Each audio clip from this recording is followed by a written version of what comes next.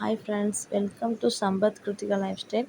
இன்றைக்கி நம்ம ABC malt எப்படி ரெடி பண்ணுறதை பார்க்க போகிறோம். அதுக்கு ஃபஸ்ட்டு நான் ஆப்பிள், பீட்ரூட், கேரட் இது மூணுமே 1/4 கிலோ எடுத்திருக்கேன்.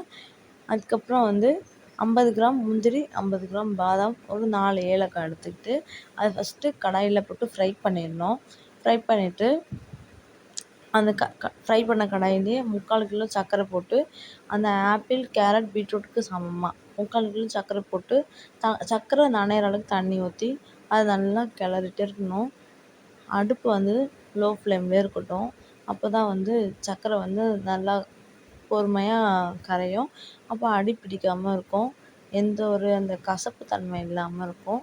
இதுக்கு கம்பி பாதம்னா கொஞ்சமாக பிசுன்னு இருக்க மாதிரி ஒரு சின்னதாக ஒரு கம்பி பதம் வந்தாலே போதும். நம்ம என்ன பண்ணணும், அந்த மிக்ஸி ஜாரில் அரைச்சி வச்சுருக்கோம்ல கேரட், பீட்ரூட், ஆப்பிள் இந்த விழுதை அதில் சேர்த்துடணும். சேர்த்து நம்ம கிளறி விட்டே இருக்கணும். இது கிளறி விடும்பொழுது அந்த சர்க்கரை ஹீட் ஆகிறதுனால அந்த பபுள்ஸ் நம்ம முகத்தில் படுற மாதிரி இருக்கும். அதாவது நமக்கு தெரிக்கும். நம்ம ஹீட்டு அந்த சர்க்கரையோட ஹீட்னால நமக்கு சூடுபடுறதுக்கான வாய்ப்பு இருக்குது. அதனால் ஒரு மூடி போட்டு மூடி விட்டு திறந்து நம்ம அதை கிளறிட்டே இருக்கணும். இதே மாதிரி இந்த ஒயிட் சுகர் வச்சு பண்ணுறது ப்ரௌன் சுகர் வச்சுமே நீங்கள் பண்ணலாம். அதுவும் ரொம்ப ரொம்ப நல்லா தான் இருக்கும். இதே மாதிரி பண்ணலாம்.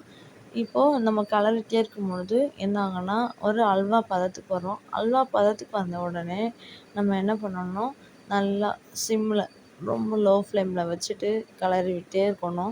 அப்போது நம்ம மைசூர் பாகு செய்வோம்ல, அப்போ நம்ம கரண்டியில் எடுக்கும்போது பபுள்ஸாக வரும் பார்த்தீங்களா, அந்த மாதிரி வந்த உடனே நம்ம என்ன பண்ணணும், ஸ்டவ் ஆஃப் பண்ணிவிட்டு ஃபேன் காற்றுல வச்சிடணும். ஃபேன் காற்றுல வச்சு நல்லா ஃபுல்லாக ஆற விடணும். நம்ம கரண்டி வச்சு கிளறிட்டே இருக்கணும்.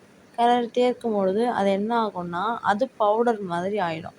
பவுடர் மாதிரி ஆகிட்டு ஒன்று அங்கங்கே கட்டியாக இருக்கும். நமக்கு வேணும்னா மிக்ஸி ஜாரில் ஒரு ஓட்டி நம்ம வச்சுக்கலாம். இல்லைனா சலிச்சு கூட நம்ம வச்சுக்கலாம்.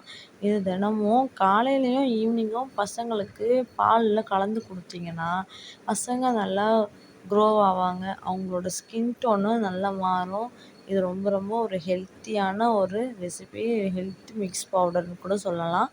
இது நீங்கள் ஒரு முறை ட்ரை பண்ணி பாருங்கள். இதே அளவில் நீங்கள் ஃபஸ்ட் டைம் ட்ரை பண்ணுங்கள். அப்புறம் நெக்ஸ்ட் டைம் உங்களுக்கு இது ஓகே, இது பிடிச்சிருக்கு அப்படின்னா இதே கூட பண்ணலாம். இந்த ஒயிட் சுகர் பதில் நீங்கள் கண்டிப்பாக ப்ரௌன் சுகர் கூட யூஸ் பண்ணலாம். ஆனால் ப்ரௌன் சுகரில் பண்ணும்பொழுது கொஞ்சம் இந்த பவுடர் கன்சிஸ்டன்சிக்கு வரும்பொழுது கொஞ்சம் லேட் ஆகும். மற்றபடி வேறு ஒன்றுமே இல்லை. ரெண்டுமே ஒரே டேஸ்ட்டு தான் இருக்கும். ரொம்பவே நல்லது. கண்டிப்பாக ட்ரை பண்ணி பாருங்கள். அதே மாதிரி வீடியோ பார்த்துட்டு நம்மளோட வீடியோ பிடிச்சிருந்தா கண்டிப்பாக லைக் பண்ணுங்கள், சப்ஸ்கிரைப் பண்ணுங்கள். ஒரு லைக் போட்டிங்கன்னா இந்த வீடியோ பண்ணுறதுக்கு ரொம்ப ஒரு என்கரேஜ்மெண்ட்டாக இருக்கும். வேறு எதுவுமே இல்லை. இதே மாதிரி தொடர்ந்து உங்களுக்கு நிறையா வீடியோஸ் நான் அப்லோட் பண்ணுறேன். கண்டிப்பாக பாருங்கள். என்னோடய சேனலை லைக் பண்ணுங்கள், சப்ஸ்கிரைப் பண்ணுங்கள். தொடர்ந்து எங்களுக்கு சப்போர்ட் பண்ணுங்கள். இது பசங்களுக்கு நீங்கள் ஸ்கூல் விட்டு வரும்பொழுது அவங்களுக்கு வந்த உடனே போட்டு கொடுத்தோம்னா இது ஒரு டிஃப்ரெண்ட்டான டேஸ்ட்டு. நம்ம போட்டிருக்க அந்த சுகர் அதுவும் ஒரு இனிப்பு, பழத்தில் இருக்க அந்த சுகர் எல்லாமே சேர்ந்து பசங்களுக்கு ஒரு வித்தியாசமாக இருக்கும். கலரும் ஒரு பிங்க் கலரில் நல்லாயிருக்கும் குடிக்க. இப்போது பசங்களுக்கு ஒரு வித்தியாசமாக இருக்கும்பொழுது அப்போ நம்ம இதை அடிக்கடி குடிக்கணும் அப்படின்ற மாதிரி இருக்கும்.